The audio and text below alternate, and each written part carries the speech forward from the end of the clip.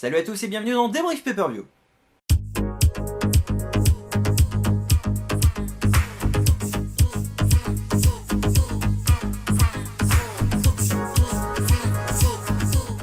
Aujourd'hui nous allons parler de SummerSlam. Et oui je sais, c'était la semaine dernière. Mais bon en même temps j'étais en vacances. Donc... Match d'opener, Orton-Sheamus. Match simple. Trop simple même.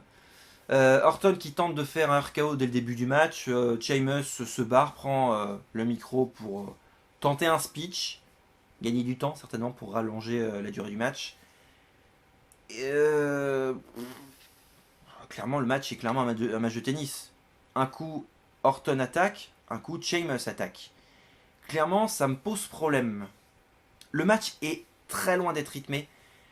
N'est clairement pas technique. On sent Orton un peu plus motivé qu'au pay-per-view précédent. Un Sheamus qui certes n'est pas le Sheamus des grands soirs, mais tente certaines choses. Fait de bonnes perfs. Pourtant le match est pas top. Très lent, très très lent. Il traîne en longueur, c'est bien ça ce que je reproche. Victoire de Sheamus et note 4 sur 10. Voilà, pas plus. Le match tag team, Primetime Players versus Lucha Dragon versus Los Matador versus New Day. Alors, je dois dire que le début de match est clairement un début de match comme j'aime les voir. Heureusement, un petit peu plus tard dans le pay-per-view, un autre début de match similaire était présent, mais on y reviendra en temps voulu. Là, pour le coup, le début de match avec le match tag team est vraiment excellent. Et même si je dois dire que... Le New Day a voulu faire une petite technique assez sympa où tiens, les deux membres de l'équipe sont présents dans le ring et hop, on tue le match en essayant de faire un tombé. C'est très marrant, ça m'a fait penser du coup à la NWO. Le match en lui-même est très sympa, Kalisto est tout simplement incroyable. Franchement, c'est pas l'homme de la soirée, c'est pas l'homme du match, clairement. Mais je dois dire qu'il a su montrer de très belles choses. Les Matadors ont fait aussi une bonne perf. Je pensais qu'ils auraient fait un peu de figuration, mais même pas. Ils ont réussi à faire de petits trucs sympas. Par contre, le gros point faible de la soirée, c'est Darren Young. Sans mauvais jeu de mots, on va dire que quasiment tout le monde lui est passé dessus. Et c'est un peu dommage, parce que du coup, ça tue tout l'intérêt du match. Le mec, limite, le New Day lui est passé dessus. Les Matadors, je crois qu'ils ont aussi participé. Les Lucha Dragon aussi. Moi, ça me pose problème, parce que du coup, il a été inutile. Bon, par contre, ce qui est quand même toujours assez bon à voir, c'est le fameux Spear Projecteur. C'est comme ça que je l'appelle, hein, ça a peut-être un autre nom. Ce que fait Biggie, alors que son adversaire est accroché, donc il est toujours sur le ring, mais à l'extérieur, on va dire, accroché aux cordes. Et du coup, Biggie qui lui fait un spear à travers les cordes en lui faisant une projection à l'extérieur. Limite, c'est le minimum syndical, à croire que Biggie fait ça au moins une fois par pay-per-view. Du coup, bah, c'est toujours sympa, ça met toujours un petit peu de rythme, un petit peu de moment oh my god dans le match. Le match est loin d'être mauvais et franchement très sympa. Victoire du New Day, ça se jouait soit entre les Primetime Players, soit entre le New Day, et le New Day est clairement au top. J'espère à nouveau qu'ils vont pouvoir regrimper. Moi clairement, New Day rocks, honnêtement. Ah, et la note 6,5 sur 10. Dolph Ziggler, Rusev. Match le plus inutile de la soirée. Celui qui ne sert absolument à rien. Alors, rassurez-vous, hein, je vais essayer d'avoir un minimum d'arguments. Ziggler est pourtant pas mauvais, on le sait. Mais là, il est face à un adversaire inadapté. Inadapté à un point où il se fait malmener pendant tout le match.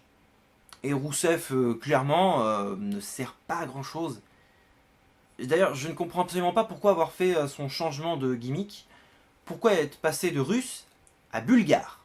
Pourquoi ne pas être resté dans le domaine du russe jusqu'au bout? Pas logique.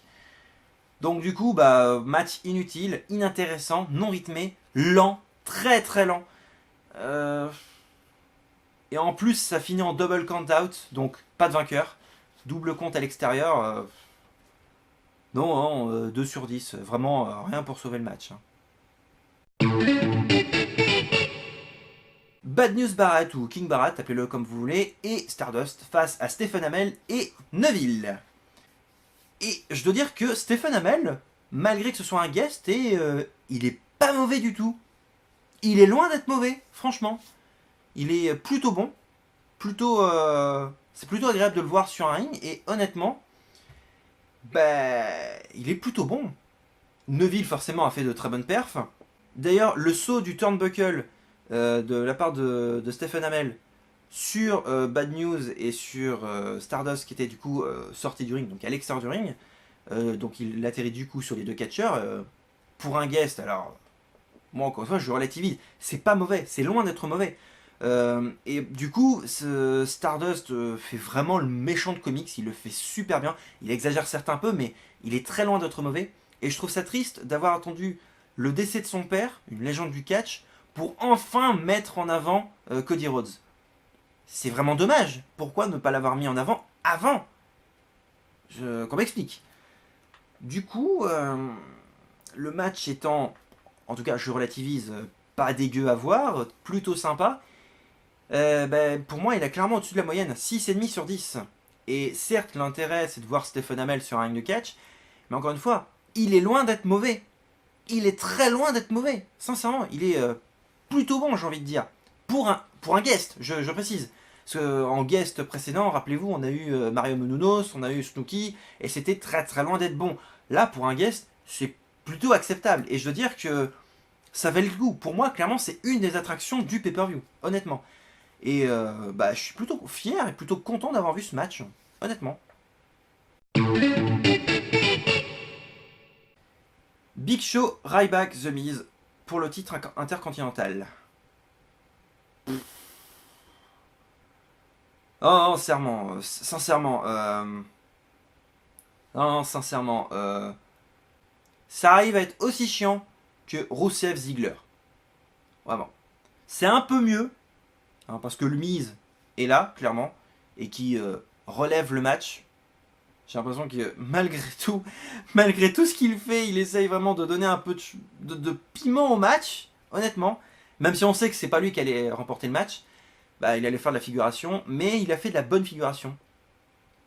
Mais honnêtement, le match est chiant. Le match est très chiant, honnêtement. Je me suis fait chier. Faut vraiment que le Big Show prenne sa retraite. Ça fait 20 ans. 20 ans qu'il est WCW, WWE. Vraiment, qu'il prenne sa retraite. Ah, je ne vois vraiment pas l'intérêt de voir une performance telle que celle du Big Show. Et clairement, le match est tellement chiant. Mais je me suis fait chier à un point pas possible. Aucun rythme. Le match est très lent. Et je dois dire que c'est inacceptable pour un match de pay-per-view une telle qualité. Et surtout pour un match de championnat. Merde quoi. Je pensais qu'ils allaient vraiment redonner de l'intérêt au match. Clairement, j'ai l'impression que cette année, le titre intercontinental est vraiment malmené. Donc, Daniel Bryan qui l'abandonne, ou Bad News Barrett qui l'abandonne, il me semble que c'était aussi cette année. Et j'aurais vraiment préféré un Sheamus qui remporte le titre à Elimination Chamber. Non, le match était vraiment très mauvais. Je suis fortement déçu. Aucun rythme. Une lenteur et ça traîne en longueur, clairement. Et un Big Show qui, certes, sur la joue, regardez, je suis invincible, oh là là, je suis le Big Show. C'est plutôt le Big Slow, ouais. Sérieusement. Un match où je me suis fait chier. Bon, ok, il arrive à être meilleur que Rusev Ziggler. Ok, je suis mauvaise langue, mais ça va pas plus haut. Hein. Victoire de Ryback et honnêtement, une note, mais 3 sur 10. Vraiment. Bon, je regarde un petit peu le chrono et je me dis que je vais devoir couper la vidéo en deux parties. Bilan de cette première partie. À part le match avec Stephen Amell et le match tag team, la première moitié du pay-per-view est vraiment trop mauvaise. C'est ce que je disais justement sur la page Facebook. Je suis fortement déçu. On a affaire à une moitié de pay-per-view tellement mauvaise, mais vraiment, c'est ce qui pour moi plombe l'intérêt du pay-per-view. Ces matchs si mauvais, mais j'ai même pas eu envie de continuer. Pourtant, je me suis forcé à continuer, mais je n'ai même pas eu envie de voir la suite. J'ai regardé parce que j'y étais obligé, mais sinon,